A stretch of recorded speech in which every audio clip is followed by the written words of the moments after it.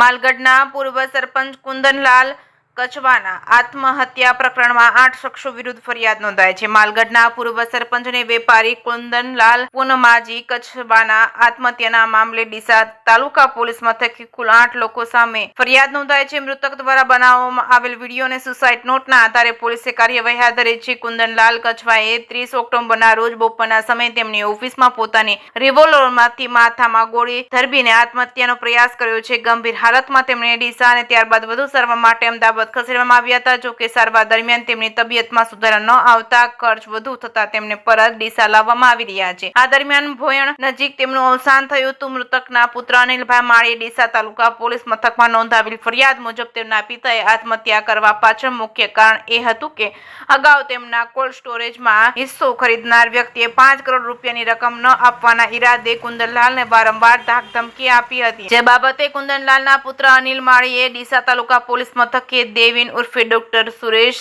લચ્છાજી પઢિયાર અને ધીરેન દેવીન પઢિયાર તેમજ મીનાક્ષી ધીરેન કુમાર પઢિયાર તેમજ ધીરજ અમૃતલાલ કછવા, ત્રિકમલાલ બાબુજી ગેહલોત તેમજ સુરેશ ભરતભાઈ સોલંકી અને પ્રકાશભાઈ ગેહલોત તેમજ સુરેશભાઈ સાખલા સામે ફરિયાદ કરતા પોલીસે 8 સામે ગુનો નોંધી વધુ તપાસ હાથ ધરી છે. જેકે ગુજરાતી સાથે ભરત ઠક્કર, ડીસા.